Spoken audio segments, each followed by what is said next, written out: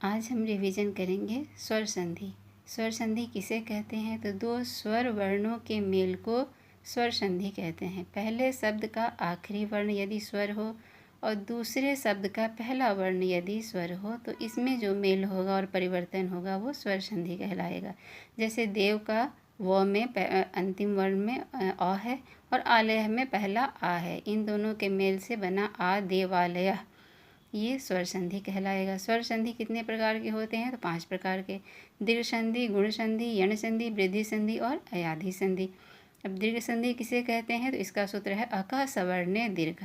अक क्या है? तो अक प्रत्याहार है। 2 सूत्र हुए पहले ऐ उण रे लिक माहेश्वर सूत्र के। तो इनके अंतर्गत अ और क के अंतर्गत आने वाले जो वर्ण हैं वो अक कहलाएंगे। अ ई उ न काउंट नहीं होगा, री और रे क भी काउंट नहीं होगा, अंतिम वर्ण काउंट नहीं होता है। तो ये हो गए अक।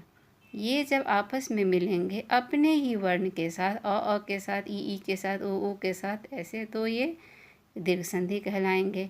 यानी कि ये मिलेंगे तो इनका दीर्घ वाला ही हो जाएगा। जैसे आ मिले तो आ होगा, ई मिले तो ई होगा, ऊ मिले तो ऊ, मतलब बड़ा ऊ होगा, बड़ी ई होगी और आ होगा, यही दीर्घ कहलाएगा। उदाहरण स्वरूप हम देख सकते हैं कि आ के बाद यदि अ या आ आने पर आ ही होगा। धन प्लस अर्थी, यहाँ और अ है तो धनार्थी हुआ। दैत्य प्लस आकार दैत्याकार। राम प्लस अवतार रामावतार।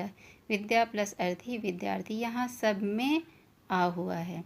ई के बाद अगर ई हो तो यहाँ भी बड़ी ई ही होगी। जैसे गिरी में छोटी ई है, क्षिति में छोटी ई है, फिर गिरी में छोटी ई है, और इधर ईसह में बड़ी ई, ईसह में बड़ी ई, इंद्र में छोटी ई, सब मिलके बड़ी ही हुआ है। इसे ही दीर्घ संधि कहते हैं। उसी तरह से ऊ में भी अगर कोई भी मिले, पहले बड़ा ऊ हो, बाद में छोटा ऊ हो, या पहले छोटा ऊ हो बाद में बड़ा हो, तो वो बड़ा ऊ ही होगा। यही दीर्घ संधि का उदाहरण है।